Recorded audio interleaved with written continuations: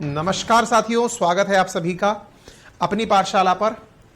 मैं हूं अंकित अवस्थी। होपफुली आप सभी लोग एकदम स्वस्थ मस्त तंदुरुस्त होंगे और आज के सेशन में पढ़ने के लिए तैयार होंगे।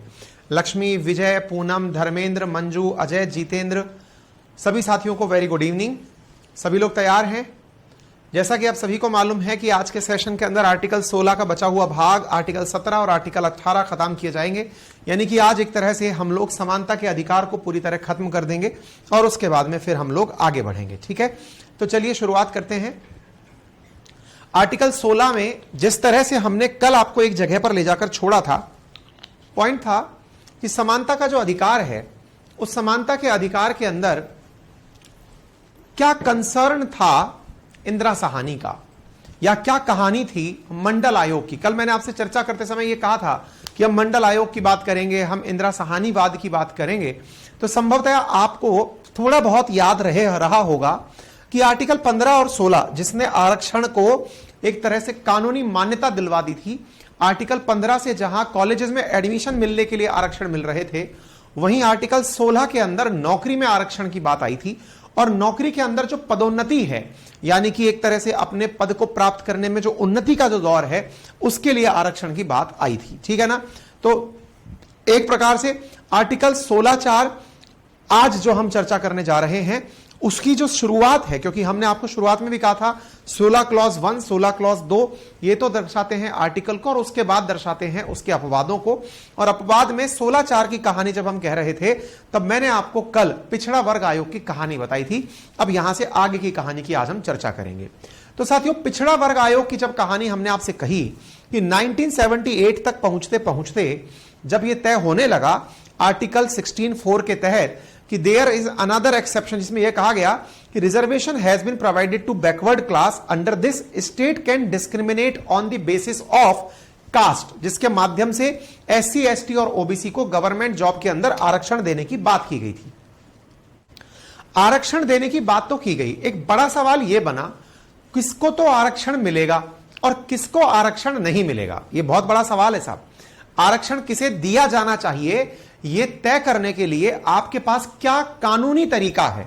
आप कह दीजिए कि सर पिछड़े वर्ग को मिलना चाहिए, तो पिछड़ा वर्ग कौन है, पिछड़ा वर्ग कौन है, इसकी एक पहचान अनिवार्य है।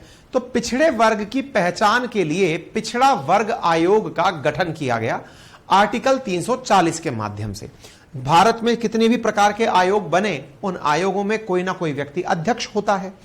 ऐसे ही भारत में जो पिछड़ा वर्ग आयोग बना, उस पिछड़ा वर्ग आयोग के अंदर अध्यक्षता दी गई मंडल को। एक सांसद हुआ करते थे और जो मंडल थे, इनको द्वितीय पिछड़ा वर्ग आयोग की अध्यक्षता दी गई, जिनका नाम हुआ वीपी मंडल।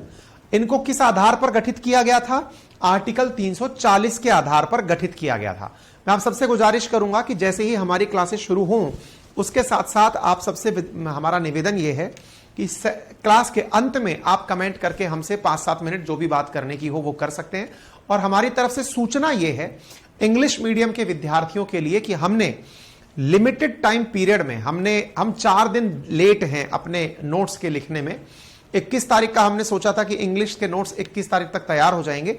25 तारीख को यानी आज हमने अपने नोट्स विधिवत रूप से ओपन कर दिए हैं। 7 तारीख से डिलीवरीज शुरू हो जाएंगी। जिन्हें भी अपने ऑर्डर बुक करने हैं वो ऑर्डर बुक करें और ये याद रखें, फर्स्ट कम फर्स्ट से, मतलब जो पहले आता है उसको पहले दिया जाता है। फर्स्ट कम फर्स्ट सर्व के बेसिस पर हमारे नोट्स की डिलीवरी होती है। तो जो सबसे पहले हमारे पास नोट्स बुक करता है, ये समझिए कि 8 तारीख को जो सबसे पहला नोट्स पहुंचेगा वो उसी व्यक्ति के पास पहुंचेगा। यदि आप चाहते हैं इंग्लिश माध्यम के नोट्स, और कोशिश हमने ये की है कि कंप्लीट हिंदी के नोट्स का हमने ट्रांसलेशन करवाया है, और ताकि आपके पास एक यूनिफॉर्मिटी रहे, हिंदी और इंग्लिश में दोनों चीजें एक जैसी दिखें, और दोनों की चीजों को एक जैसा बनाने के लिए हमने ट्रांसलेशन में तकनीकी का सहायता तो ली ही है, इसके साथ साथ कुछ टॉपर्स की मदद भी ली, क्योंकि कई बार ट्रांसलेशन से गलतियां ये हुई कि शब्द का जो अर्थ है वो गूगल ने कुछ और कर दिया। वही वाली बात है ना, स्टील प्लांट को इस्पात का पौधा बना दिया। तो उसे हमने पूरी तरह से टॉपर्स के माध्यम से पढ़वाया। सिंगल राउंड जब कंप्लीट हो गया, अब सेकंड राउंड हम उनसे फिर पढ़वा रहे हैं। इस प्रकार से हमारे पास में अपने नोट्स प्रिपेयर हुए और कंप्लीट ट्रांसलेशन के साथ हम अपने नोट्स को अब देने की स्थिति में हैं। अब वो प्रिंटिंग प्रेस पर पहुंच चुके हैं। ऐसी स्थिति में जो भी साथी हमारे साथ में अपने नोट्स प्राप्त करना चाहता है वो अपनी पाठशाला एप्लीकेशन पर जाकर के अप्लाई कर सकता है। और नटराज बैच के विद्यार्थियों के लिए वही पुराना मॉडल, अपना कूपन कोड अगर आप नटराज लगाएंगे तो आपके पास 4000 रुपए में वो नोट्स घर तक पहुंच जाएगा। ठीक है साथियों, आपसे एक छोटी सी गुजारिश और भी है, कृपया जब अपना आप एड्रेस भरें तो उसे सही भरें। आप में से कई महानुभाव ऐसे हैं जिन्होंने अपने एड्रेस में केवल जीमेल आईडी दी हुई है। कुरियर कैसे जीमेल आईडी तक पहुंचेगा? कुछ महानुभाव ऐसे हैं जिन्होंने केवल फोन नंबर दे रखा है, एड्रेस नहीं दे रखा है और पैसे पकड़ा दिए। ऐसे नहीं होता है भाई, और फिर आप परेशान होते हैं तो फिर आप अलग चरस हमारी लाइफ में बो देते हैं, है ना। कृपया करके तय करिएगा कि आप अपना एड्रेस सही से भरें, अपनी डिटेल सही से भरें, ताकि हमें आप तक पहुंचाने में किसी प्रकार की असुविधा का सामना ना करना पड़े। तो अब हम पहुंचते हैं वीपी मंडल के पास, और वीपी मंडल की अध्यक्षता में मोरारजी देसाई की सरकार। देखिए क्या था, यह दौर ऐसा था 19 जब हमारे देश के अंदर जब इमरजेंसी लगी थी, तो इमरजेंसी के बाद का जो समय चल रहा था, इमरजेंसी जैसे हटी, इमरजेंसी हटते ही सत्ता का परिवर्तन हुआ। सत्ता का परिवर्तन हुआ, जनता पार्टी की सरकार बनी। जनता पार्टी की सरकार में मोरारजी देसाई प्रधानमंत्री बने। उन्होंने देश के अंदर एक प्रकार से यह कहा कि जनता के लिए पहचाना जाए कि कौन व्यक्ति देश में सामाजिक और शैक्षणिक आधार पर पिछड़ा हुआ है। इस बात को जांचने के लिए उन्होंने पिछड़ा वर्ग आयोग को जिम्मेदारी दी। द्वितीय जो पिछड़ा वर्ग आयोग बना, इसने प्रॉपर तरीके से जानकारियां एकत्रित की और जानकारियां एकत्रित करके बताया कि लगभग 3743 जातियां ऐसी हैं जो सामाजिक और शैक्षिक आधार पर पिछड़ी हुई हैं। यह पिछड़ा वर्ग आयोग ने 1980 के दौर में अपने द्वारा रिपोर्ट प्रस्तुत की थी। अर्थात उस समय की जो जनसंख्या थी उसका 52% भाग ऐसा था जो कि उस समय पिछड़े वर्ग के अंदर शामिल होता था। पिछड़े वर्ग का मतलब यह हुआ कि आर्टिकल 16 का जो क्लॉज 4 है, जो यह कहता है कि इस प्रोविजन के आधार पर ओबीसी को गवर्नमेंट जॉब के अंदर रिजर्वेशन दिया जा सकता है, उस रिजर्वेशन के लिए जो वीपी मंडल है उसके द्वारा जांच के बाद यह पाया गया कि एससी एसटी को बिना लिए भी देश की आधी से अधिक आबादी पिछड़ा वर्ग आयोग की सिफारिशों के आधार पर सामाजिक और शैक्षणिक आधार पर पिछड़ी हुई है। यानी पिछड़ा वर्ग आयोग ने जो क्राइटेरिया खुद की नजर में लिए थे सामाजिक और शैक्षणिक आधार के, उनके आधार पर उन्होंने इस प्रकार से भारत में पिछड़ेपन को नोटिस कर दिया। अब बड़ा सवाल था देश के अंदर, अगर इस प्रकार से, क्योंकि 15% के आसपास एसटी, 15% के आसपास एससी, 7.5% के आसपास एसटी, अगर इन सबको मिला दिया जाए तो टेक्निकली आरक्षण की सीमाएं 70% को क्रॉस या 75% को क्रॉस कर जाएंगी। इस स्थिति में जब यह मामला बनकर तैयार हुआ तो यह मामला सुप्रीम कोर्ट के पास पहुंचा, क्योंकि टेक्निकली तो चाहते ये थे, क्या चाहते थे कि भाई आपने पिछड़ा वर्ग आयोग ने कह दिया है इतनी % आबादी है, पिछड़ा वर्ग आयोग के कहे अनुसार इतना ही रिजर्वेशन दे दिया जाना चाहिए। लेकिन इतना रिजर्वेशन दिया जाए या ना दिया जाए, इस आधार पर लोग प्रतिक्रिया देने कोर्ट पहुंचना शुरू कर दिए। ऐसी स्थिति में इस आयोग की सिफारिश मुख्य न्यायाधीश के सामने पेश हुई। 9 सदस्यीय बेंच ने अपने द्वारा इस पूरे विषय के ऊपर पूरी गंभीरता से चर्चा करते हुए यह निर्णय दिया। क्या निर्णय दिया कि साहब आप यहां पर टोटल आरक्षण देश के अंदर 50% से ऊपर नहीं निकाल सकते। तो आप पूछेंगे कि सुप्रीम कोर्ट को यह दिमाग में कैसे आया कि 50% से ऊपर नहीं निकाल सकते। असल में एक जज हुआ करती थी, माफी चाहेंगे, एक वकील हुआ करती थी जिनका नाम था इंदिरा साहानी। वो इंदिरा साहानी इस मामले को सुप्रीम कोर्ट में लेकर गई कि सर अगर ऐसे आरक्षण देने लगे तो फिर आरक्षण का लाभ खत्म हो जाएगा। देखिए इसमें भी एक बहुत बड़ी पॉलिटिक्स है। आप विचार करिए, आरक्षण का लाभ खत्म करना है तो उसका सबसे आसान तरीका क्या है? आपको क्या लगता है दुनिया में से आरक्षण खत्म करने का सबसे बेस्ट तरीका क्या हो सकता है? आप कमेंट बॉक्स में अपनी राय लिख सकते हैं, लेकिन मैं आपको अपनी तरफ से याद दिला देता हूं। दुनिया में अगर आरक्षण खत्म करना हो तो उसका एक ही सबसे बेहतरीन तरीका है, और वो क्या है पता है? सभी को आरक्षण दे दो। और जब सब रिजर्व कैटेगरी में हो जाएंगे तो फिर लाभ किसको मिलेगा? सोचिए, जैसे आप लोगों ने कल तक समानता की परिभाषा को लेकर के दिमाग में एक व्यवधान बनाया हुआ था, जैसे आरक्षण के केस में यह गंभीर विषय है। आप सब लोग देश की नई पीढ़ी हैं और देश के अंदर पढ़ लिख करके कुछ अलग विचार और मतलब विजन पैदा करेंगे। आपको यह समझ में आना चाहिए कि मांग कितनी होनी चाहिए। अगर 100% आरक्षण हो जाएगा तो आरक्षण खत्म हो जाएगा भाई, फिर सब कुछ नॉर्मल नहीं हो जाएगा क्या? आरक्षण को खत्म करने के लिए सबको आरक्षण, वही वाली बात है। आपको स्पेशल कैसे फील हो, आप मंदिर में दर्शन करने गए, वहां पर पता चला कि एक वीआईपी लेन है, वीआईपी लेन के माध्यम से आपकी एंट्री वहां पर तुरंत समय कम के आधार पर हो जाती है। आपको वीआईपी की फीलिंग आई, आपको वीआईपी की फीलिंग खत्म करानी है तो तरीका क्या है? या तो वीआईपी लेन बंद कर दो या फिर सबको वीआईपी बना दो, अर्थात उस लेन से सबको जाने दो। जब उस लेन से सब जाएंगे तो वहां भी लाइन लगेगी। समझिए, जैसे हम जब अपनी सरकारी गाड़ियों से जाते हैं तो टोल पर हमारी सरकारी गाड़ियों का टोल नहीं लगता, हमारी गाड़ी को बड़ा वीआईपी ट्रीटमेंट मिलता है। गाड़ी साइड में से होकर के टाएं टाएं टाएं टाएं करती हुई निकल जाती है, कोई बात नहीं साहब। लेकिन अब विचार करिए कि ये जो हमें एक्सक्लूसिव लाभ दिया गया कि हां भाई पुलिस की गाड़ियों पर कोई भी टोल नहीं लगना चाहिए, ये जो लाभ दिया गया, अब विचार करिए आप में से कोई खड़ा हो जाए, नहीं सर हमारे साथ भी यही बर्ताव होना चाहिए, ठीक है बर्ताव करवा लीजिए, तो वहां पर भी उस लाइन में भी लाइन लगने लग जाएंगी, लंबी कतारें लगने लग जाएंगी। तो एक प्रकार से सबको जो सुविधाएं दी जा रही है ना, एक्सक्लूसिविटी, आरक्षण का लाभ सही मायने में क्या है? जो किसी के लिए मुश्किल है वो आपके लिए आसान कर दिया जाए, लेकिन आपकी आसानी को भी ऊपर चढ़ा दिया जाए तो उसका कोई महत्व नहीं रह जाता। जैसे जब समानता की हम बात करते हैं कि देश में समानता हो, इसके लिए आवश्यक क्या है? रिजर्वेशन दिया जाए। ये बिल्कुल बहुत ही क्रिटिकल थिंकिंग है। आप इसे समझ तभी पाएंगे जब आपको यह समझ में आएगा कि देश में सब लोग समान नहीं है, सब नहीं है तभी आरक्षण देना पड़ रहा है। आप में से जो लोग ये मानते हैं कि आरक्षण देकर गलती होती है, वो सुधार लें खुद को कि आरक्षण देना गलती नहीं है, वो समानता का आधार है। आपकी जो ये लाइन थी उसमें जो नीचे हाशिए पर बैठा व्यक्ति उसे लिफ्ट किया गया है, बराबरी के लिए लिफ्ट किया गया है, ठीक है। तो इंदिरा साहनी ने कहा कि सर अगर ऐसे हाल हुआ, आप आरक्षण देते चले गए, 75% रिजर्वेशन हो गया, मान लीजिए देश की कंप्लीट आबादी का 75% रिजर्व कर दिया, कर दो। 75% रिजर्व का मतलब हुआ कि 1000 में से 750 सीटें रिजर्व हो गई, 750 सीटें रिजर्व हो गई, तो 25 यानी 250 सीटें ही तो ऐसी बची, या 100 में से 25 सीटें तो ऐसी बची जिनके लिए बाकी जातियों में कोई इच्छा बचेगी कि हमें यह चाहिए। यह आपके ऊपर से जा सकती है ये बात, लेकिन आप इसको ऐसे समझिए कि अगर 100 में से 75 लोग रिजर्व कैटेगरी में आते हैं तो रिजर्व लोगों को लाभ कैसे होगा? लाभ तो तब है ना कि वो इन बची हुई 25 सीटों पर प्राप्ति सीटों की करें, ये उनका सही मायने में लाभ है। बोले नहीं सर जनरल कैटेगरी के लिए सीटें कम बच गई, किसी के लिए कुछ कम बची ही नहीं।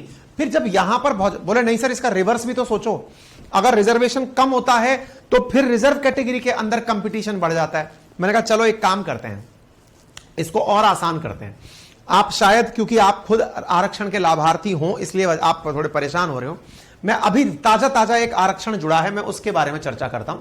दैट इज 16 का क्लॉज 6 और 15 का क्लॉज 6, इसकी चर्चा करते हैं। इसको थोड़ा सा समझिए ताकि आप लोगों को यह चीज अच्छे से समझ में आ जाए, ठीक है। हाँ जी,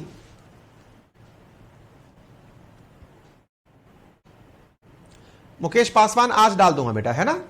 अच्छा, तो अब इधर की तरफ देखिए, आर्टिकल 16 का क्लॉज 6 जो कि भारत के अंदर ईडब्ल्यूएस को, इकोनॉमिकली वीकर सेक्शन को आरक्षण का प्रावधान करता है। यह करता है नौकरी में और यह करता है एडमिशन में, कॉलेज के अंदर, प्राइवेट के सरकारी एडमिशन के अंदर आरक्षण का प्रावधान करता है। किसके लिए? इकोनॉमिकली वीकर सेक्शन के लिए, ठीक है। अब मुझे यह बताओ, इकोनॉमिकली वीकर सेक्शन को 15(6) और 16(6) ने रिजर्वेशन प्रोवाइड तो करवा दिया, 10% लोगों को 10% सीटों पर रिजर्वेशन दे दिया गया, ठीक है साहब, हो गया 60% हो गया। 103 संविधान में संशोधन के माध्यम से यह हुआ। लेकिन क्या आप यहां पर नोटिस करेंगे कि जो क्राइटेरिया रखा गया है वो क्या है? क्राइटेरिया रखा गया है जमीन का। हम ये पढ़ाएंगे आपको कि जमीन का क्राइटेरिया कि इतने हेक्टेयर से कम भूमि होनी चाहिए। आय की सीमा 8 लाख, जमीन की सीमा कुछ हेक्टेयर्स, आवास की सुविधा कि इतना बड़ा आकार का आवास ना हो या इससे छोटा हो, भाई ऐसा करके देश का अधिकांश सामान्य वर्ग इसमें आ गया। किसमें? इस ईडब्ल्यूएस कैटेगरी में अधिकांश। क्योंकि 8 लाख आय होना देश में बहुत बड़ी बात है। हमें लगा कि देखिए सरकार कितनी अच्छी है। क्या कर दिया? सरकार ने 8 लाख का दायरा कर दिया, यानी एक प्रकार से 12 5 60 12 6 72 65,000 रुपए लगभग जिसकी तनख्वाह प्रति माह हो, उस तक को आरक्षण दे दिया। अरे प्रभु, जब उसको आरक्षण मिल गया तो देश के हर व्यक्ति को आरक्षण मिल गया, और देश के हर व्यक्ति को आरक्षण मिल गया तो कंपटीशन उतना ही बढ़ गया ना। अगर आप सबको समावेशी तरीके से आरक्षण दे दोगे तो आरक्षण, अभी आप समझेंगे तभी जब आप इसको प्रैक्टिकली खुद से रियलाइज करेंगे। अगर हर व्यक्ति उसमें आ गया तो फिर इनकी कट ऑफ ऊपर चली जाएगी। इसलिए आवश्यकता है कि इसका रेशनलाइजेशन, तार्किकता होना जरूरी है। इंदिरा साहनी ने इस बात को रखा और कोर्ट ने इस बात को माना भी कि सच्चाई तो यह है कि आरक्षण लिमिटेड होगा तो ही उसका लाभ निकल कर आएगा। अगर व्यापक कर दोगे तो वह आरक्षण खत्म होने के जैसा है। ठीक है, कोई बात नहीं। ऐसी स्थिति में सुप्रीम कोर्ट के द्वारा अपना निर्णय दिया गया और निर्णय देकर कहा गया कि ओबीसी में 27% ही रिजर्वेशन दिया जाए, यही वैध रिजर्वेशन है। आप में से कई लोग इन दिनों सरकार के द्वारा, कई राज्य सरकारों के द्वारा एक मांग उठती हुई देखते होंगे। जैसे बिहार के अंदर तो शायद ये एग्जीक्यूट भी होने लग गया है। क्या? जाति आधारित जनगणना कराई जाए। आपने सुना होगा केंद्र सरकार जो बैठी हुई एनडीए गवर्नमेंट है वो क्या डिमांड कर रही है? यूसीसी लाइए। और दूसरी तरफ अपोजिशन क्या डिमांड कर रहा है? जाति आधारित जनगणना करिए। ऐसा क्यों हो रहा है? क्योंकि जाति आधारित जनगणना से उन्हें लगता है कि देश के बहुत से लोगों को यह पता चलेगा कि हमारी परसेंटेज 52% नहीं है, उससे भी ज्यादा है। तो वो लोग जब अपनी जनसंख्या के बारे में जान जाएंगे कि हमारी जनसंख्या ज्यादा है तो हमें ज्यादा रिजर्वेशन चाहिए। लेकिन ये भीड़ ये भूल जाती है कि जब सबको रिजर्वेशन में ले आओगे तो आप अपने लाभ खो दोगे। खैर, ये अपने आप में फिर से एक डिबेटेबल विषय है कि ज्यादा को लाना चाहिए कि कम को लाना चाहिए। पॉइंट ये है कि यहां पर कुल मिलाकर के 10%, कई लोग कहेंगे ज्यादा सीटें हो जाएंगी तो सर मुनाफा है ना। 70% आरक्षण का मतलब समझ रहे हैं आप? 75 सीटें ऐसी होंगी जो हमारी रिजर्व कैटेगरी में आ जाएंगी। बिल्कुल सही सोच रहे हैं आप।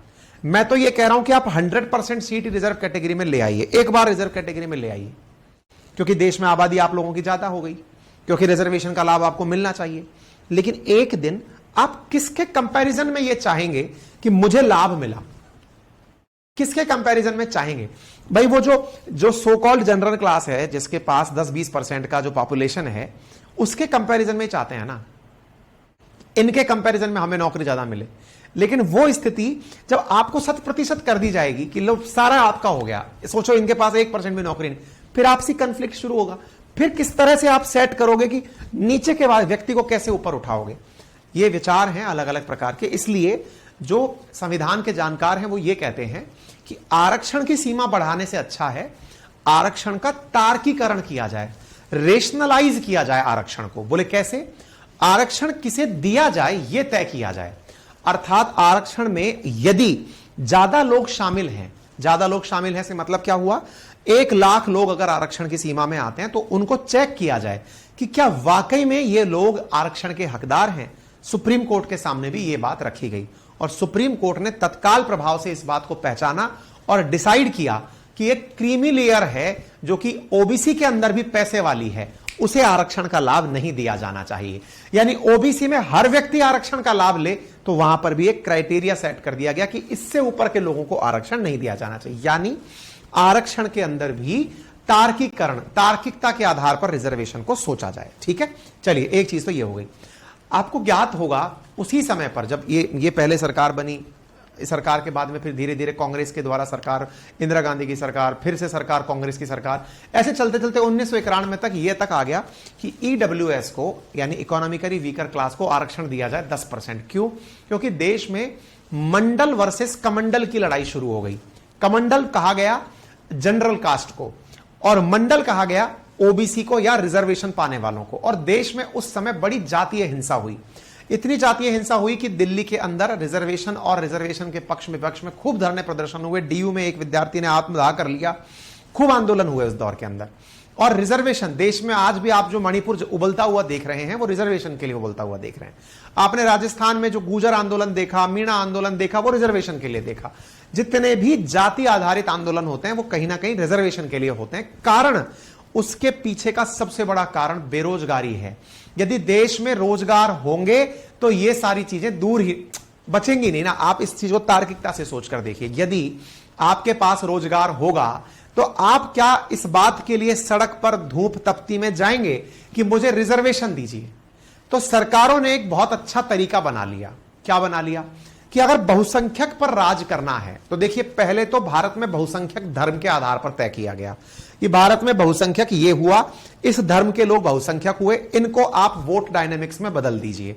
लेकिन बहुसंख्यक का वोट किसी एक को ना मिल जाए, इसलिए फिर दूसरी चीज लाई गई, डिवाइड एंड रूल के अंदर जाति की व्यवस्था की गई।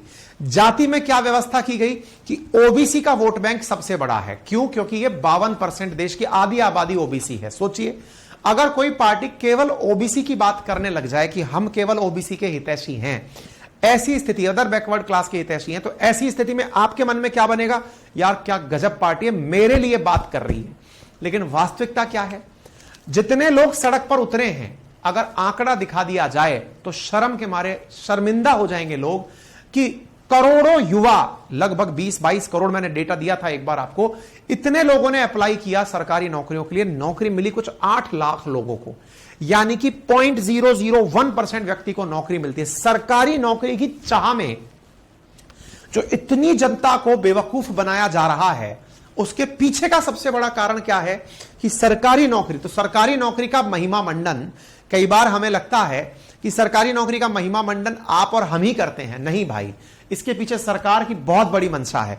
जिन्हें सरकार में बना रहना है वो सरकारी नौकरी भी बनाए रखेंगे, और जिन्हें सरकारी नौकरी बना के रखनी है वो रिजर्वेशन भी बनाकर रखेंगे, क्योंकि रिजर्वेशन का महत्व ही तब है जब सरकारी नौकरियां हैं। आप पूछेंगे तो उसका मतलब देश को क्या करना चाहिए? इस परेशानी से बचने का तरीका क्या है? इससे बचने का केवल एक ही तरीका है, देश में बेरोजगारी की स्थिति ना रहे। आज देश का युवा जो इस समय बेरोजगारी की लड़ाई लड़ रहा है, जिसके पास में यही नहीं पता है, 30-30 साल का जो युवा हुआ बैठा है, वो केवल सरकारी नौकरी के लिए तैयारी कर रहा है। उसकी बड़ी परेशानी यह है कि उसे जॉब चाहिए। अगर आपके पास सरकारी नौकरी के अलावा भी कोई नौकरी है तो वह आप उसे दिलाइए, व्यक्ति को स्किल्ड बनाइए। मैंने आपसे कई बार अपना भी एग्जाम्पल साझा किया है। आपको मालूम है कि ये जो इंग्लिश के नोट्स हमारे बन के आए, इसमें इतना डिले क्यों हुआ? मैंने तो 21 तारीख ही सोचा था, फिर भी 25 तारीख तक का समय क्यों लगा? कारण यह था कि जब मैंने कंटेंट बनाने के लिए बच्चों को बुलाया कि भाई आ जाओ, पढ़ने वाले विद्यार्थियों का स्वागत है, टॉपर्स और स्टूडेंट्स बढ़िया से मिलकर के नोट्स बनाएंगे, मैं बताऊंगा क्या बनाना है। मुसीबत क्या हुई? मेरे पास इंग्लिश ट्रांसलेट करने के लिए या इंग्लिश मीडियम का कोई बच्चा ही उपलब्ध नहीं हुआ। जो आए वो इतने तंग थे कि वो अपनी अंग्रेजी आने, घर से लेकर के यहां तक आने के लिए बता ही नहीं पा रहे थे। वहीं जब मैंने हिंदी के लिए निकाला था तो खूब बड़ी संख्या में लोग हाजिर हुए थे कि सर हम उपलब्ध हैं। यानी पहली स्किल जो रिक्वायर्ड थी वो नहीं थी। फिर मैंने कहा चलो कोई बात नहीं, टेक्नोलॉजी का लाभ लेते हैं। टेक्नोलॉजी का क्या है? टेक्नोलॉजी का लाभ हमने कहा कि चलो गूगल ट्रांसलेशन का लाभ लेंगे। मैंने कहा चलो भाई, गूगल ट्रांसलेट करने वाला कोई हो तो वो आ जाए, किसी को वीडियो एडिट करना आता हो वो आ जाए। देश में जब सबसे बड़ा एहसास मुझे हुआ तो यह हुआ कि असल मायने में हमारे युवा पढ़ तो रहे हैं, लेकिन पढ़ने के साथ साथ कोई भी एडिशनल स्किल उनके अंदर नहीं है। बड़ी मात्रा में ये डेटा फैक्ट है। एमबीए तक करने वाले जो हमारे देश के कॉलेज, उसमें 50% से अधिक लोग ऐसे हैं जो एम्प्लॉयबल नहीं है। बीटेक करने वाले 75% लोग ऐसे हैं जो एम्प्लॉयबल नहीं है, उन्हें नौकरी नहीं दी जा सकती क्योंकि उन्हें स्किल्स नहीं आती हैं। आप सोचकर देखिए कितना बड़ा दुर्भाग्य है ये, है ना। खैर, ये प्रवचन हो गया, लेकिन आप इसका सॉल्यूशन कभी किसी डिबेट में रखें, किसी इंटरव्यू में रखें, तो आप केवल इतना सा आंसर दें। यदि कोई आपको आरक्षण के मसले पर उलझाने का प्रयास करे तो आप उसे समाधान में बताएं कि देश में बेरोजगारी पर अगर मतलब लगाम लगाया जाए, और बेरोजगारी पर लगाम लगाने के लिए भी आपसे वो पूछे तो कहा जाए कि व्यक्ति को स्किल्ड किया जाए और स्किल सर्टिफिकेशन दिया जाए। तो स्किल इंडिया केवल कागजों में नहीं, व्यवहारिक रूप से भी चले, लोगों को उसका सर्टिफिकेशन मिले, जॉब देते समय प्राइवेट कंपनीज उस क्राइटेरिया को पब्लिक कर सके, उस आधार पर हम रिजर्वेशन की डिमांड को कम कर सकते हैं। ठीक है, चलिए, तो ये हुआ। तो ईडब्ल्यूएस का आरक्षण भी उसी समय पर सरकार के द्वारा, तत्कालीन सरकार के द्वारा ऑफर किया गया, लेकिन सुप्रीम कोर्ट के द्वारा उसे स्ट्रक डाउन कर दिया गया, यह कहते हुए कि आरक्षण 50% से ऊपर नहीं दिया जा सकता। ठीक है, तो यह था पूरा इंदिरा साहनी बनाम भारत संघ। तो इंदिरा साहनी बनाम भारत संघ में क्या निकल कर आया? कारण में यह केवल निकल के आया कि आरक्षण की सीमा 50% से ऊपर नहीं हो सकती, और उस समय इंदिरा साहनी के समय पर भी 10% जो रिजर्वेशन ईडब्ल्यूएस को दिया गया है वो सुप्रीम कोर्ट के द्वारा रद्द कर दिया गया, यह कहते हुए कि यह संवैधानिक नहीं है, क्योंकि इंदिरा साहनी केस के अंदर हम इस बात को लेकर आ गए हैं। ठीक है, तो उम्मीद है कि आप लोगों को यह बात प्रॉपर तरीके से समझ में आ गई हो। क्लियर? अच्छा, अब सवाल बनता है आरक्षण की अधिकतम सीमा 50% है। अनुच्छेद आर्टिकल 16 का क्लॉज 4 के तहत पिछड़ा वर्ग को पिछड़ा वर्ग और अधिक पिछड़ा वर्ग में विभाजित किया गया। अब यह बहुत ही इंपॉर्टेंट बात है, यानी एक तो हो गया पिछड़ा वर्ग यानी बैकवर्ड क्लास, और एक और यानी कि अधिक पिछड़ा वर्ग, मतलब एक्सट्रीम पिछड़ा वर्ग जो है वो क्लास इसके अंदर तय की गई। साथ में इसका क्लॉज 1 बन के आया कि राज्य को यह शक्ति दी गई कि वो एससी और एसटी के लिए जो नौकरी के अंदर प्रमोशन होते हैं ना, उसमें आरक्षण की व्यवस्था कर सकता है। अब इसके पीछे भी बहुत बवाल हुआ, मतलब हमारे देश में आरक्षण जब जब चर्चा में आया है बड़ा बवाल हुआ है, और बवाल जब होता है ना तो भैया लाभ सत्ता में बैठे हुक्मरानों को होता है। जो रिजर्वेशन की बात करता है वो जनता का हितैषी होता है। एक सांसद को, एक विधायक को, एक सरकार की पार्टी को जब अपने लिए लोग चाहिए होते हैं, आरक्षण का बिगुल बजा दिया जाता है कि आरक्षण का बिगुल बजा दो। अभी जैसे मैं आपको बताऊं, हालांकि ये बहुत ज्यादा करीबी मामला हो जाएगा, हमारे राज्य में इस समय पर जहां जहां चुनाव है वहां पर नोटिस करिएगा, जाति आधारित सम्मेलन चल रहे हैं। ब्राह्मणों का अलग सम्मेलन चल रहा है, राजपूतों का अलग सम्मेलन चल रहा है, प्रजापतियों का अलग चल रहा है, सैनियों का अलग चल रहा है, जाटों का अलग चल रहा है। समाज के जितने भी जाति वर्ग हैं वो सब अपना सम्मेलन कर रहे हैं, ये बताने का प्रयास कर रहे हैं देखिए हम भी मायना रखते हैं। अच्छा साहब, आरक्षण के नाम पर ये जो जातियों के आधार पर, क्योंकि राजनीति होनी लाजमी है जब चुनाव आएंगे, और चुनाव में डिवाइड एंड रूल अंग्रेज हमें सिखा गए, जितना लड़ेंगे ये उतना बटेंगे ये, और बटेंगे तो किसी एक की झोली में जाकर गिरेंगे। इसी कारण से आपने कई बार सुना होगा एक शब्द है जिसका नाम है तुष्टीकरण, अपीजमेंट, और आपने कई बार सुना होगा कि तुष्टीकरण का उपयोग कई बार किया गया, मुसलमानों के लिए तुष्टीकरण का उपयोग किया गया। तुष्टीकरण की राजनीति ना करें। ये होता क्या है, अपने लाभ के लिए जो आपका वोट बैंक है, जिसके माध्यम से आपको वोट मिलते हैं, उसकी गलतियों को नजरअंदाज करना, ये तुष्टीकरण की राजनीति कहलाता है। ठीक है, अब क्या हुआ, हमारे देश में फिर एक और पॉइंट जोड़ा गया, और वो ये संविधान के अंदर आर्टिकल 16 भाग का क्लॉज 4 सब क्लॉज के, या अंग्रेजी में कहिए ए, उसमें यह पावर दी गई कि यदि संसद चाहे तो वो एसटी एसटी को रिजर्वेशन दे सकती है प्रमोशन में। अब इसका सवाल आपके दिमाग में बना कि सर एक बात बताओ, पहले तो नौकरी में रिजर्वेशन दिया गया, और फिर नौकरी में रिजर्वेशन के बाद में प्रमोशन में रिजर्वेशन दे दिया जाए, यह कहां तक सही है?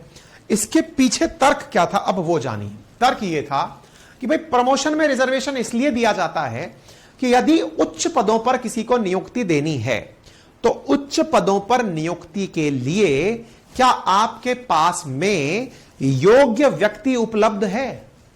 फिर से सुनिएगा, दोबारा सुनिएगा, बड़ा प्रश्न है और इस प्रश्न को गहराई से विचार करिएगा। फिर से बोल रहा हूं कि अगर आपने एक बार, जैसे आज मैं अपने बारे में बताऊं कि जिस पद पर मैं हूं, मैं अपने पद पर प्रमोट होते होते रिटायरमेंट के लेवल पर कमिश्नर के पद पर पहुंचूंगा कि भाई ये लीजिए कि हम कमिश्नर हो गए, लेकिन एज इट इज अन्य जो सरकारी सेवाएं हैं उनमें यदि कोई व्यक्ति मेरे पद पर एससी एसटी कैटेगरी से आया और जब उसे रिजर्वेशन की समझ आई, उससे पहले उसके उच्च पदों पर, क्योंकि बहुत पहले से ही जनरल कास्ट पड़ती आ रही है, तो क्या पता कोई उच्च पदों पर बैठा हुआ व्यक्ति पहले से ही कमिश्नर के पद पर बैठा हुआ है।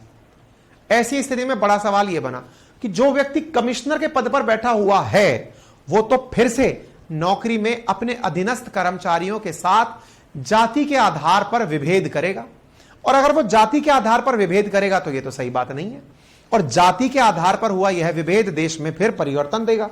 इसलिए क्या करें, इसलिए अगर कोई व्यक्ति एससी एसटी से है और उसे ऊपर की पोजीशन तक पहुंचना है तो उसके लिए जरूरी क्या है, उस व्यक्ति को रिजर्वेशन में प्रमोशन दिया जाए, प्रमोशन में रिजर्वेशन दिया जाए, यानी उसका रिजर्वेशन तेजी से करा जाए ताकि वो उच्च पदों पर जल्दी पहुंच सके। और इसी को ध्यान में रखते हुए देखिए, आरक्षण हमारे आर्टिकल 15 से आया कॉलेजेस के अंदर, 16 से आया नौकरियों में, 16 भाग 4 क्लॉज ए से आया पदोन्नति के अंदर आरक्षण। तो ये बहुत इंपॉर्टेंट तथ्य है, इसे आप याद रख सकते हैं, ठीक है ना।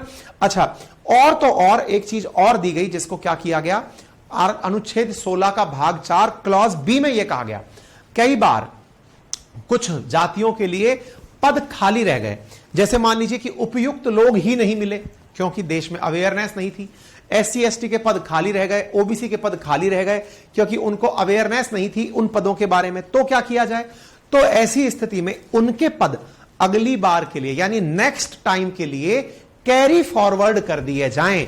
यह बात हो गई 16,000। मान लीजिए, जैसे मान लीजिए 1,000 पदों पर, उदाहरण के लिए ऐसे समझिए, 1,000 पदों पर रिजर्वेशन निकल, 1,000 पदों पर नियुक्ति निकली, 1,000 पदों पर अगर कहीं पर कोई नियुक्ति निकली है 1,000 पदों पर, तो उनमें से मान लीजिए कि 200 पद ऐसे थे जो SC के लिए रिजर्व थे, या 200 पद ऐसे थे जो ST के लिए रिजर्व थे, लेकिन उन्हें काबिल उम्मीदवार नहीं मिले। जैसे कई बार आप सुनते हैं ना कि भाई इतने कम नंबरों पर भी सिलेक्शन हो गया, आप कई बार सुनते हैं कि उसके नंबर तो 10 नंबर भी नहीं आए थे, सिलेक्शन हो गया। तो कई बार सरकारें क्या करती हैं कि इस प्रकार के क्रिटिसिज्म से बचने के लिए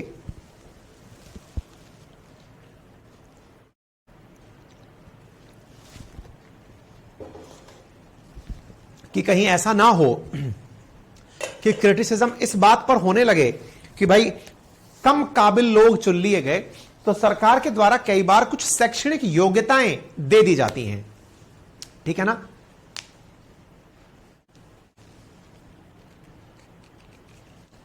हां जी, तो ऐसी स्थिति में क्या होता है। अच्छा, एक चीज मेरे दिमाग में और आई है, आप सबसे मैं कहना चाहूंगा बीच में, हाँ भाई सभी से एक चीज और कहना चाहूंगा, मैंने एक आइडिया दिमाग में निकाला है, आप बताइएगा कितना सही आइडिया है, एक बार थम्स अप करके मुझे बता दीजिएगा। हमारे जो संडे को टेस्ट होते हैं, उन संडे को टेस्ट में जो बच्चे टॉपर्स रहते हैं उनके लिए मेरे दिमाग में एक आइडिया आया है। संडे को टेस्ट चलता ही है आप लोगों का, और संडे के टेस्ट को अब थोड़ा और अच्छे से हम करने जा रहे हैं, ताकि मतलब और प्रीलिम्स का भी टेस्ट हम शुरू करने वाले हैं, मतलब भगवान ने चाहा तो इसी उसमें कर देंगे, क्वेश्चन आंसर की प्रैक्टिस भी शुरू करवाने वाले हैं, सारी चीजें प्लानिंग में है। लेकिन जो टेस्ट होता है उसके टॉपर्स के साथ एक जूम मीटिंग रखने का, क्योंकि देखिए 1 to 1 आप लोगों से बात नहीं हो पाती मेरी, है ना। बहुत सारे बच्चे होते हैं जिनका मन होता है कि वो मुझसे बातचीत करें, उनसे मेरी बात नहीं हो पाती। तो मैं आप सबसे बातचीत करने के लिए उपलब्ध तो रहना चाहता हूं, लेकिन समय की मर्यादा होती है और बहुत ज्यादा दिक्कत टेक्नोलॉजी की भी होती है कि अगर मैंने एक ही बार में हजारों बच्चों को जूम मीटिंग पे जोड़ लिया तो फिर मैं बोलूंगा, उनकी नहीं सुन पाऊंगा। ऐसी स्थिति में 10, 20, 30 जो भी नंबर जूम के खाने में दिखाई दे जाएं, उनको ध्यान में रखते हुए हम हर संडे को लास्ट संडे के जो टॉपर्स थे उनके साथ जूम मीटिंग करेंगे और उनसे उनके अनुभव जानेंगे, उनकी सलाह जानेंगे, उनके रिएक्शंस जानेंगे। कैसा है यह आइडिया, आप जरा इस पर अपनी राय दे सकते हैं, है ना। शुरुआत हम नटराज बैच से कर रहे हैं, जो कि हमारा RAS के लिए डेडिकेटेड बैच है, ठीक है ना। तो डेडिकेटेड जो हमारा RAS वाला बैच है उससे शुरुआत कर रहे हैं, उनके टॉपर्स से उनकी राय जानने का बात करेंगे, ठीक है। और उनको जो भी आवश्यक स्ट्रेटेजी होगी वो डिस्कस भी की जाएगी, और इससे एक मोटिवेशन मन के अंदर बनकर आएगा कि हमें भी टॉपर बनना है और हमें भी टेस्ट में परफॉर्म करना है। क्योंकि परफॉर्म करने पर मैं अगर इनाम बांटूं, मैंने बांटने की कोशिश की, मैंने कई बार टी-शर्ट्स भेजी, मैंने सब कुछ, उसका लाभ नहीं होता। मैटेरियलिस्टिक चीजों का असल में बहुत ज्यादा इंप्रेशन नहीं रहता। अगर हम कुछ इस तरह से कर दें कि एक संवाद स्थापित हो, टॉपर्स के साथ टॉक हो, बातचीत हो, तो उससे एक अलग लेवल का हमारे मन में मोटिवेशन बनेगा, ठीक है ना। तो उम्मीद है अपन सब लोग इस बारे में तय होंगे, और बहुत ही अच्छा मुझे रिएक्शन भी यहां पर मिल रहा है विद्यार्थियों के द्वारा। बहुत बहुत धन्यवाद, हम इस तरह से करेंगे, ठीक है ना। चलिए आगे बढ़ते हैं, ताकि आपकी जो बातें हैं ना, टॉपर्स की बातें भी सुन पाऊंगा मैं कि वो क्या सोचते हैं, उनका क्या मत है, किस तरह से वो लोग अपनी चीजों को देखते हैं, वो सारी चीजें हम लोग यहां पर कर पाएंगे, ठीक है। चलिए, तो ये बात समझ में आ गई। अच्छा, तो हमने क्या कहा कि अगर मान लीजिए 200 ST के बच्चे रिक्वायर्ड थे लेकिन वो मिले नहीं, तो क्या करें। तो इसके लिए सरकार ने क्या किया, उन 200 ST स्टूडेंट्स को ध्यान में रखते हुए कि यार इतने बच्चे काबिल हमें मिले नहीं, क्योंकि हमने क्राइटेरिया डाल दिया कि मिनिमम 33% तो भाई साहब कट ऑफ होनी ही चाहिए, है ना। कई बार आपने देखा होगा ना, कई बार मजाक बनती है कि भाई साहब इनके पास 5% नंबर आए थे और ये सरकारी टीचर बन गए या टीचर बन गई। तो सरकार ने कहा यार ऐसे तो मामला बहुत बेइज्जती भरा हो जाएगा, बच्चों को जो हम चीज देना चाह रहे हैं वो भी नहीं पहुंचेगी, सर्विसेज के नाम पर जो मेयर मिनिमम चीज है वो भी नहीं पहुंचेगी। तो एग्जाम में कुछ क्राइटेरिया रख दिया गया कि इतना % तो नंबर लाना ही पड़ेगा। वो जो मिनिमम क्राइटेरिया रखा गया, उस क्राइटेरिया की वजह से कई बार बच्चे नहीं मिले। तो नहीं मिले तो सरकार ने फिर इसमें एक आइडिया दिया, क्या भाई इस तरह से दिक्कतें आएंगी तो क्या करें।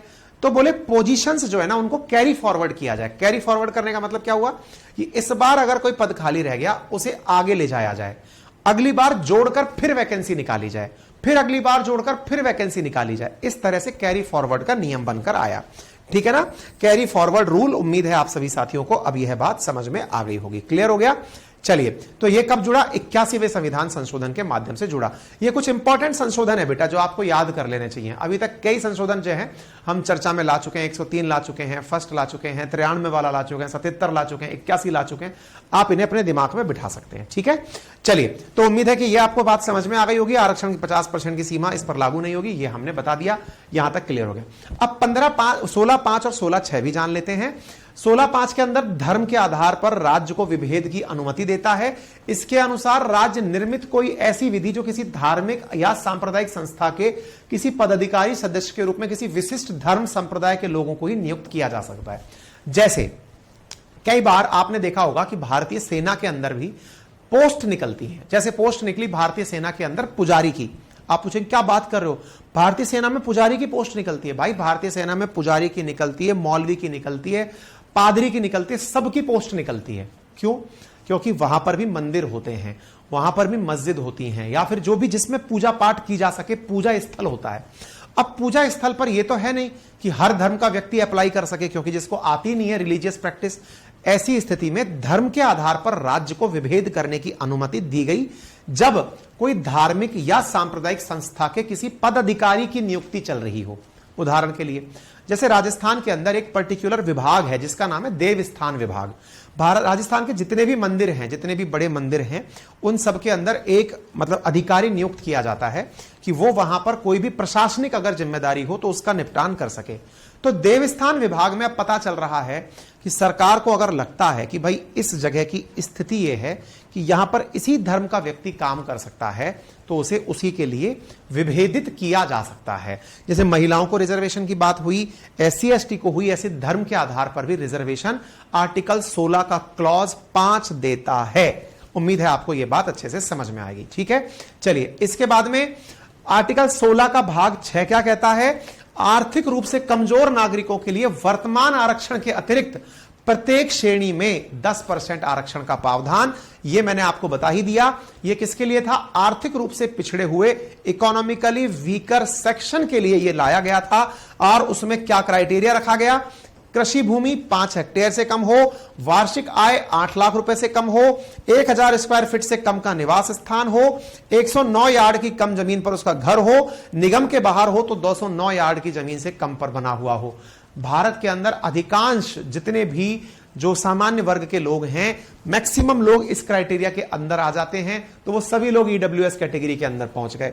उससे आरक्षण का EWS का लाभ भी नहीं बचा, उससे और मुसीबतें हो गई। क्राइटेरिया थोड़े धीरे धीरे EWS के अंदर, इस वजह से आने वाले समय के अंदर रिजर्वेशन जो है उसका लाभ EWS को भी नहीं मिलेगा। फिलहाल के लिए उम्मीद है आपको यह समझ में आ गया होगा। एक बार थम्स अप कर दीजिए अगर आपको यह जानकारी समझ में आ गई हो तो।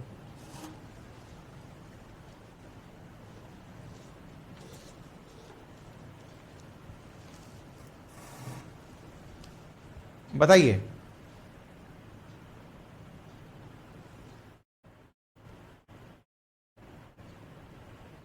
माधव बैच में ममता, ठीक है मैं देखता हूं बेटा, है ना। थम्स अप करिए अगर आपको बात समझ में आ गई तो। शालू बेटा कोशिश चल रही है।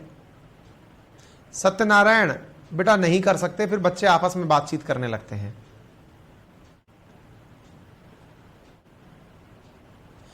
सुधांशु बेटा क्लास होती है वीक में, वो वाली क्लास 3 दिन हो रही है।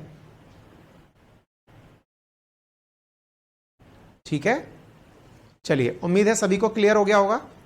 आगे बढ़े। चलिए, तो यहां तक समझ में आ गया। अब एक आर्टिकल जो आज का आखिरी है, दैट इज अस्पृश्यता का अंत, यानी कि अनटचेबिलिटी का अंत होना। अब ये क्या है? ये राज्य व व्यक्ति दोनों के विरुद्ध व्यक्तियों को प्राप्त अधिकार है। ये बहुत इंपॉर्टेंट है। जैसे मैंने आप सबसे शुरुआत में आर्टिकल 15 के केस में क्या कहा था, आर्टिकल 15 क्लॉज 1 राज्य को यह निर्धारित करता है कि वो इन आधारों पर विभेद नहीं करेगा।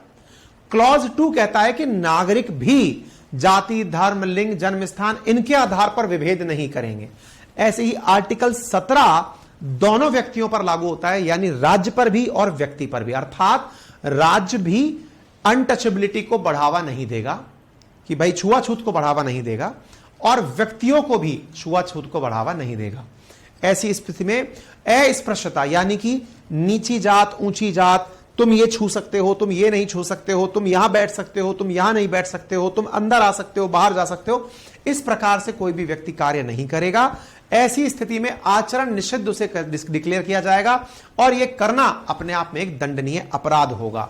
इसी को ध्यान में रखते हुए अनुच्छेद 35 के अंतर्गत संसद को अस्पृश्यता के संबंध में कानून बनाने का अधिकार दिया गया। अर्थात आर्टिकल 17 में जब यह बात कही कि राज्य और नागरिक ऐसा कोई भी कार्य नहीं करेंगे, कैसा कार्य कि वो अस्पृश्यता को बढ़ावा दे, अस्पृश्यता को पूर्णतः समाप्त करना है, छुआछूत को पूर्णतः समाप्त करना है। तो बोले साहब आपने लिख तो दी, लेकिन लिख दी, इसका इंप्लीमेंटेशन कैसे हो? इसके इंप्लीमेंटेशन के लिए कहा गया कि आपके द्वारा जो सबसे इंपॉर्टेंट चीज ध्यान रखने वाली है वो ये कि आप लोग ये तय करें कि अस्पृश्यता का निवारण तो होगा, लेकिन पनिशमेंट साथ में जोड़ना पड़ेगा। इसके लिए आर्टिकल 35 के माध्यम से संसद को कहा कि आप इस विषय पर कानून बनाएं, और यही कारण है अस्पृश्यता अपराध अधिनियम 1955 बनाया। ये बिल्कुल ऐसे समझिए, अगर आपके मूल अधिकार आपको प्राप्त नहीं हो रहे हैं तो आप सुप्रीम कोर्ट जा सकते हैं, लेकिन किसी ने आपको कुछ कह दिया कि तुम नीची जाति के हो, कि तुम फलानी जाति के हो, और आप इसकी शिकायत करने सुप्रीम कोर्ट तो नहीं जाएंगे। आप कहेंगे मेरे मूल अधिकार का उल्लंघन हो गया। ऐसी स्थिति में सुप्रीम कोर्ट जाएंगे, इससे अच्छा है कि यार अब क्या ही करें, न्याय तो मुझे प्राप्त ही नहीं होगा। इसलिए कोर्ट के द्वारा पुलिस थानों को सक्षम बनाया गया, कानून बनाए गए जिसके माध्यम से व्यक्ति पुलिस के पास जाकर शिकायत कर सकता है। अस्पृश्यता अपराध अधिनियम 1955, जिसके अंतर्गत 500 रुपए का जुर्माना और 6 माह का कारावास अथवा दोनों दंड का प्रावधान रखा गया। ठीक है। 1976 में सिविल अधिकार संरक्षण अधिनियम इसका नाम कर दिया गया अस्पृश्यता अपराध अधिनियम का, और इसके साथ साथ ये राज्य के साथ साथ निजी व्यक्तियों को भी दिया गया। इसमें कहा गया कि यदि किसी व्यक्ति को सार्वजनिक पूजा स्थल पर प्रवेश करने से रोका गया तो वह इस अधिनियम के तहत शिकायत कर सकता है। दूसरा, किसी दुकान, होटल या सार्वजनिक मनोरंजन स्थल में अगर कोई प्रवेश करता है, उसे रोका जाए तो वो इसके कारण से शिकायत कर सकता है। अस्पताल, शैक्षणिक संस्थान, हॉस्टल आदि में अगर कोई प्रवेश करने से किसी को रोकता है तो वो शिकायत कर सकता है। प्रत्यक्ष और अप्रत्यक्ष रूप से अगर अस्पृश्यता को मानता है तो इसका निपटान किया जा सकता है, यानी शिकायत की जा सकती है। या किसी व्यक्ति या सामान की बिक्री या सेवा देने से वो रोकता है तो भी उसको यहां पर रोका जा सकता है। उम्मीद है आप लोगों को आर्टिकल 17 की जो बातें हैं वो भी प्रॉपर तरीके से अब समझ में आ गई होंगी। क्लियर है। आर्टिकल 17 के अंदर संसद द्वारा जनजाति निवारक अधिनियम 1989 पारित किया गया, जिसे एट्रोसिटी एक्ट के नाम से जाना जाता है। यह बहुत इंपॉर्टेंट चीज है जिसे आपको पता करना चाहिए, और वो क्या है? एट्रोसिटीज एक्ट नाम दिया गया। अनुसूचित जाति जनजाति संशोधन अधिनियम 2018 पारित किया गया, जिसमें यह कहा गया कि एफआईआर दर्ज करने से पूर्व प्रारंभिक जांच की आवश्यकता नहीं होगी और गिरफ्तारी से पूर्व जांच अधिकारी से अनुमति लेने की भी आवश्यकता नहीं होगी।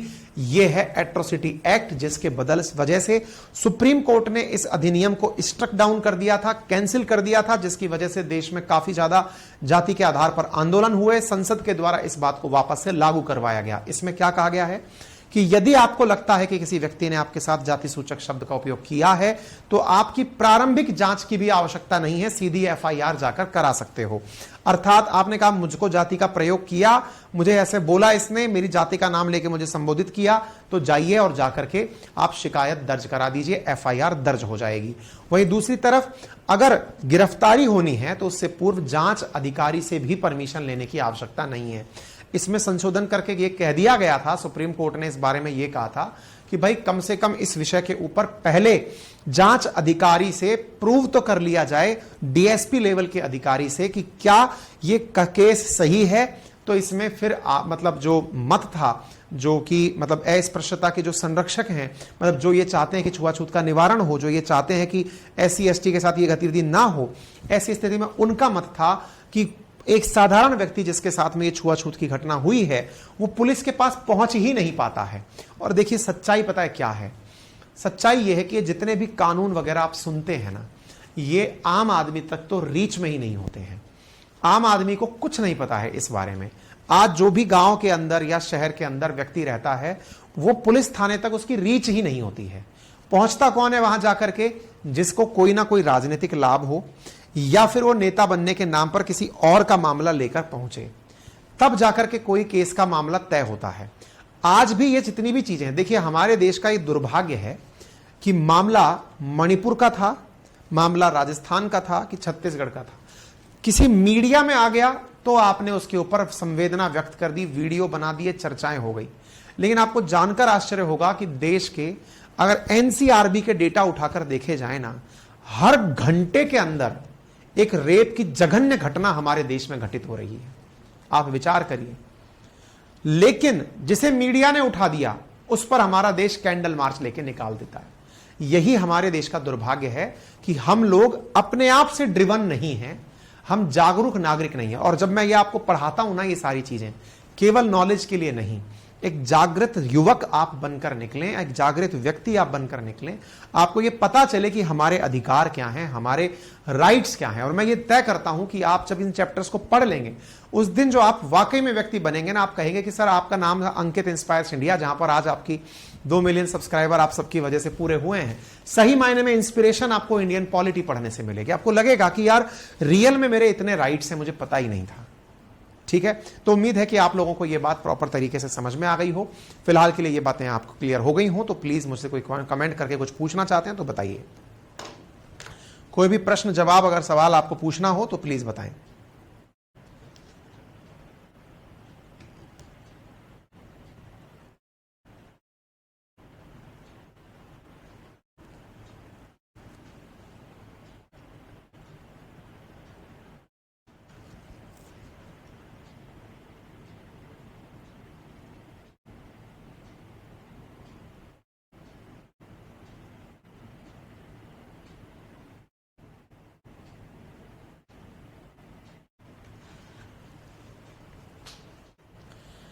कोई भी प्रश्न अगर आपके मन में हो तो प्लीज बताएं।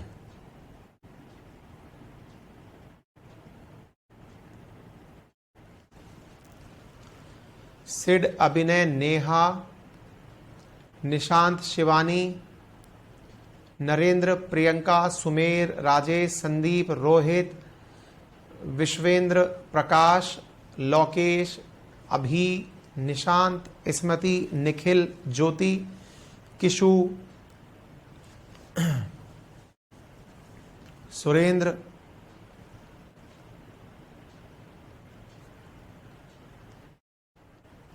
प्रदीप ने तारीफ लिखी है, आज नोट्स मिले सर, बहुत शानदार नोट्स हैं, आपकी मेहनत दिखी, थैंक यू सो मच। और इंग्लिश के नोट्स भी भाई जिनको ऑर्डर करने हैं जल्दी कर दीजिएगा, जिनके ऑर्डर्स पहले आएंगे उन्हीं को ही हम आप लोगों को सबसे पहले। शिव कुमार, आप अपनी यूनिफॉर्म में पढ़ाने क्यों नहीं आते? क्योंकि यूनिफॉर्म का उपयोग यहां नहीं है।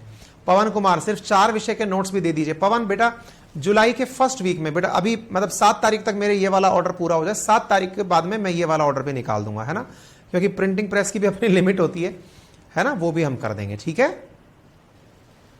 Durgesh, thank you so much. Pre की टेस्ट सीरीज लेकर आ रहा हूं बेटा। Prahlad Tripathi, history by Deepak sir अच्छा लग रहा है बेटा, शाबाश, वेरी गुड।